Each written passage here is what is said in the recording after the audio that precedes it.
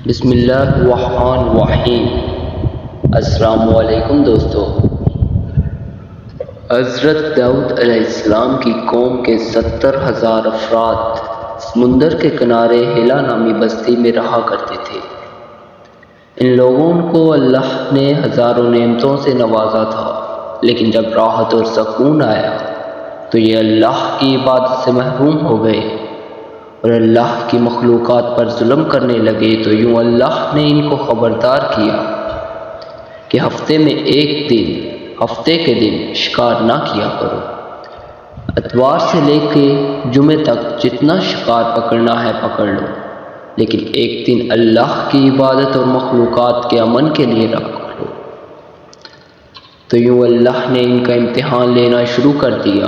وہ اتوار سے لے کے جمعے تک سمندر میں مچھلیاں پکڑنے لگتے، تو مچھلیاں زیادہ مقدار میں ہاتھ نہ آتی، اور ہفتے کے دن سمندر کو دیکھتے تو ان کو بڑی بڑی مچھلیاں نظر آنے لگتی۔ شیطان کا ورگلانا۔ ان لوگوں میں سے ایک شخص کو شیطان نے ورگلایا کہ پریشان کیوں ہوتے ہو، میری ترکیب پہ عمل کرو، تم شکار سے کبھی محروم نہیں رہو گے۔ تو بس شیطان کے کہنے پر اس شخص نے سمندر کے دن کانٹا لگا کے ڈوری کو سمندر میں ڈال دیا اور مچھلیاں پھنسنے لگیں، اور شیطان نے کہا تم اس مچھلی کو اتوار کے دن نکالنا، اور یوں ہفتے کی غربت بھی باقی نہ رہے گی اور تمہارا شکار بھی ہو جائے گا۔ بس شیطان کی بتائی ہوئی ترکیب پہ ہفتے کے دن مچھلی پسی رہی اور وہ اتوار کے دن نکالتا اور خوشی سے کھاتا۔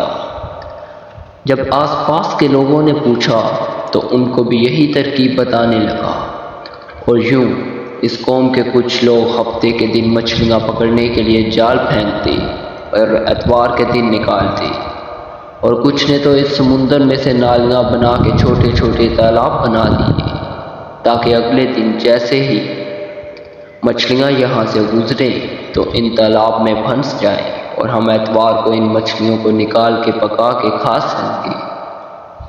بستی کے بیچ میں دیوار کھڑی کرنا۔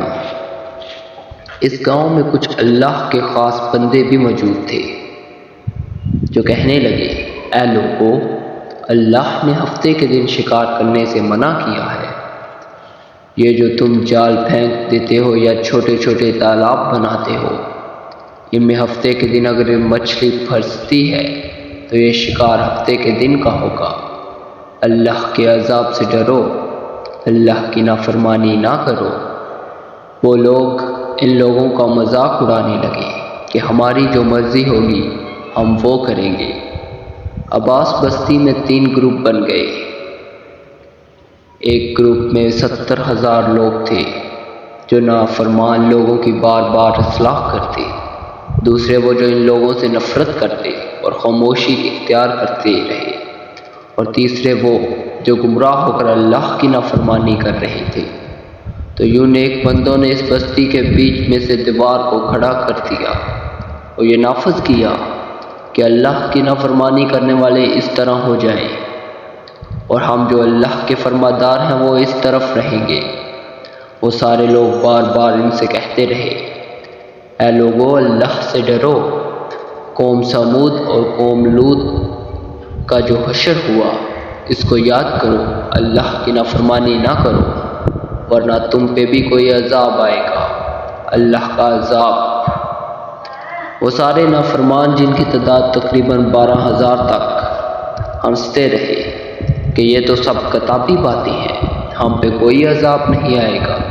بس جیسے ہی وہ گروہ 2 حصوں میں ہو گیا، ایک وہ جو اللہ کے فرمانبردار بندے دیوار کے اس طرف تھے، اور دوسرے وہ جو نافرمان بندے جو دیوار کے اس طرف۔ وہ نافرمان پوری رات ہنستے رہے اور مذاق اڑاتے رہے، اور وہ اللہ کے خاص بندے دیوار کے اس طرف اللہ سے معافی مانگنے لگے۔ بس جیسے ہی صبح ہوئی، وہ نیک انسان اٹھے، انہوں نے دیوار کے اس طرف سے کسی انسان کی آواز نہیں آ رہی تھی جیسے ہی دیوار کے اس طرف چڑھ چڑھ کر دیکھنے لگے تو سارے کے سارے لوگ بندر کی شکل میں تبدیل ہو چکے تھے اور بندروں کی حرکت کو انجام دے رہے تھے۔